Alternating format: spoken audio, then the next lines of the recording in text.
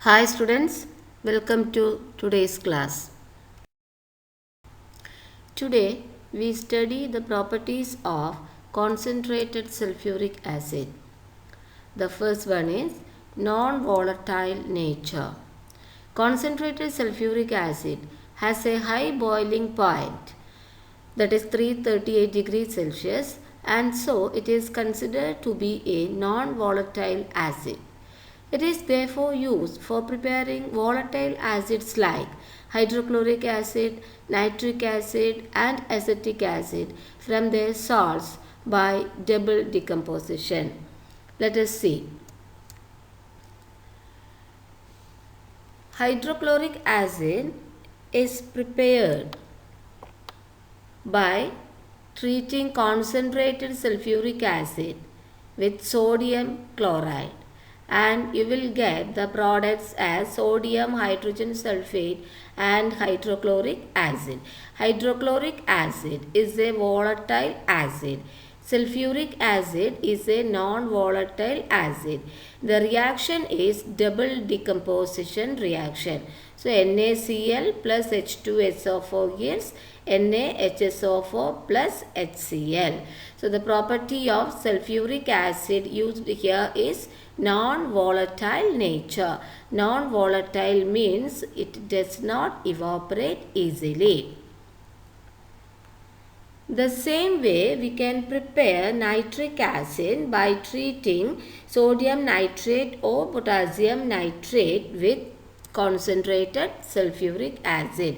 In this reaction also you can see that from sulfuric acid, concentrated sulfuric acid is used to prepare the volatile acid nitric acid. It is prepared from potassium nitrate and concentrated sulfuric acid. So the equation is KNO3 plus H2SO4 gives KHSO4 plus HNO3. These two equations illustrate the non-volatile nature of concentrated sulfuric acid.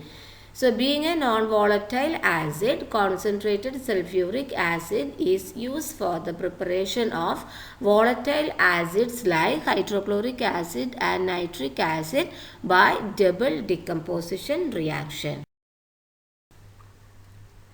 Oxidizing agent. The oxidizing property of concentrated sulfuric acid is due to the fact that on thermal decomposition it yields nascent oxygen. Nascent oxygen means newly born oxygen. So sulfuric acid on thermal decomposition yields nascent oxygen. You can see H2SO4 gives H2O plus SO2 plus O. This oxygen is known as a nascent oxygen. Nascent oxygen oxidizes nonmetals and metals. Nonmetals.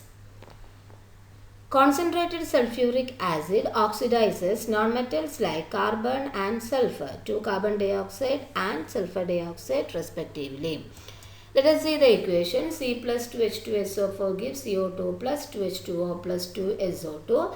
Sulfur is oxidized by concentrated sulfuric acid to sulfur dioxide and water. The equation is S plus 2H2SO4 gives 3SO2 plus 2H2O.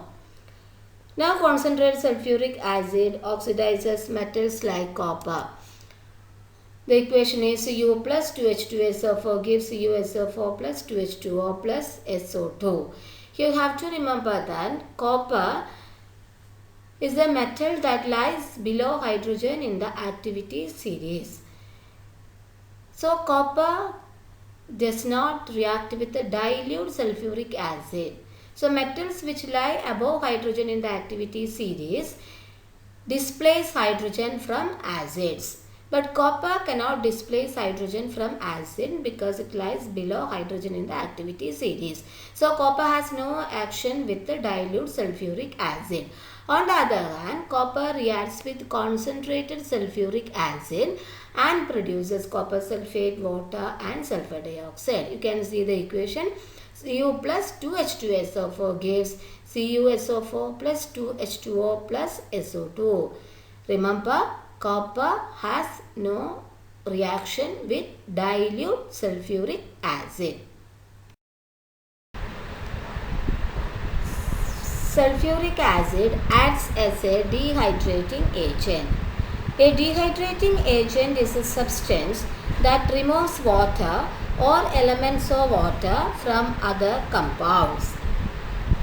Here sulfuric acid has high affinity for water. That is why it removes elements of water or water from other compounds. All carbohydrates such as glucose, sugar and cellulose react to give a black spongy mass of carbon which rises up. Steam is given off and the whole mass gets heated due to an exothermic reaction, and these substances are said to be charred. So let us see the reaction. Glucose, which is a carbohydrate. Carbohydrate is a compound which consists of carbon, hydrogen and oxygen.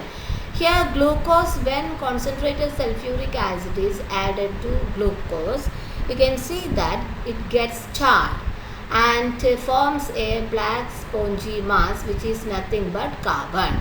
The equation for the reaction is C6H12O6, that is glucose.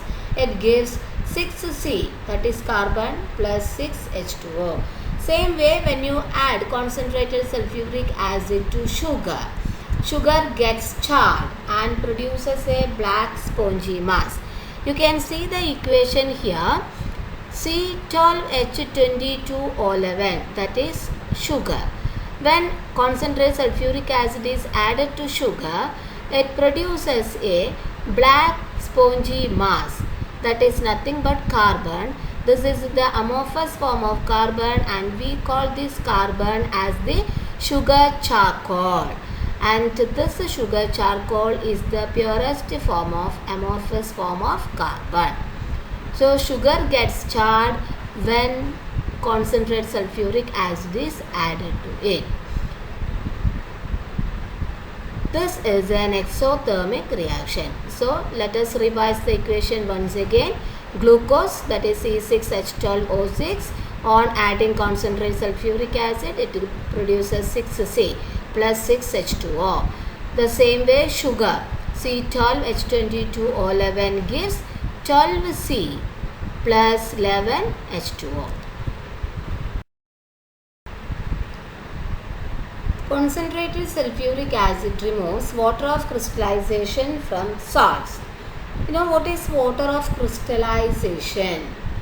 It is the fixed amount of water associated with certain molecules, that is known as water of crystallization. So sulfuric acid, I told you, it has the high affinity for water. It has great affinity for water. Therefore, sulfuric acid removes water of crystallization from salts. For example, when you add concentrated sulfuric acid to copper sulfate, CuSO4, 5H2O. Copper sulfate, CuSO4, 5H2O. This 5H2O is known as the water of crystallization.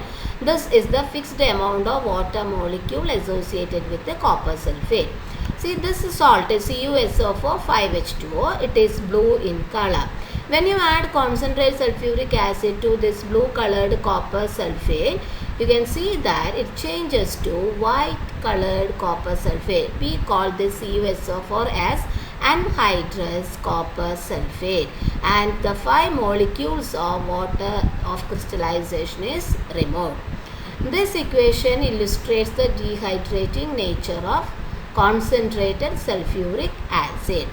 So here this equation shows that the sulfuric acid has great affinity for water. So it removes water and elements of water from other compounds. So we can say that concentrated sulfuric acid is a dehydrating agent. Preparation of insoluble sulfates.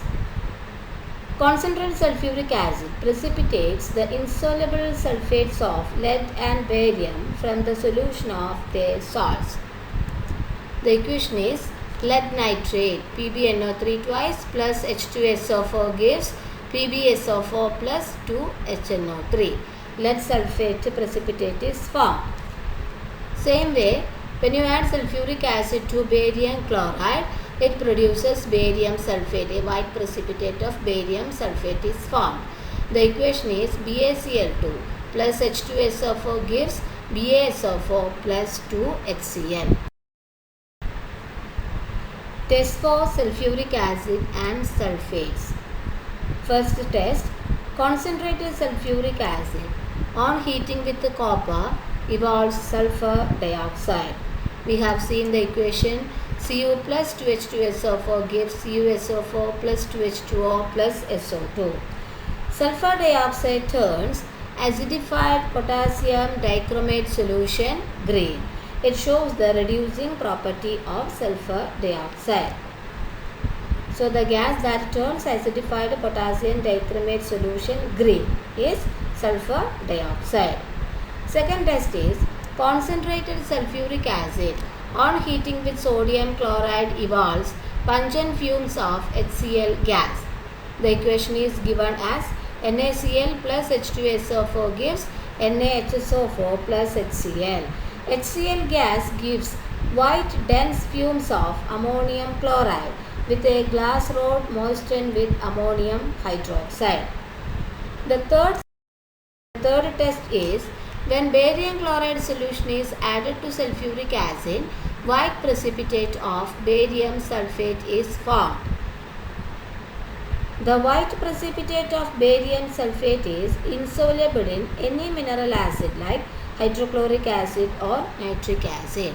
The equation is given as BaCl2, that is barium chloride, plus H2SO4 gives BaSO4, barium sulfate, which is formed as white precipitate plus 2HCl. BaCl2 plus H2SO4 gives BaSO4 plus 2HCl. These are the three tests for sulfuric acid and sulfates.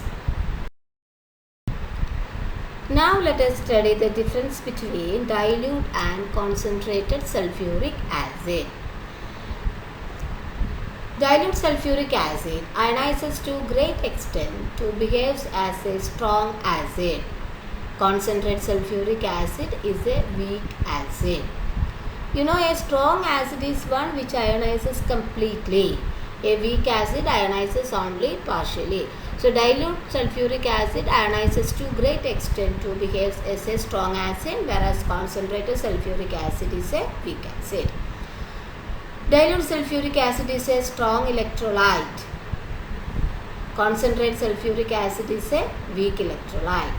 Dilute sulfuric acid cannot act as an oxidizing agent. Concentrated sulfuric acid acts as an oxidizing agent. Dilute sulfuric acid cannot be used as a dehydrating agent. Concentrated sulfuric acid can be used as a dehydrating agent. These are the differences between dilute and concentrated sulfuric acid. Here is the assignment for you. Watch the video carefully and do the assignment and send to me as early as possible.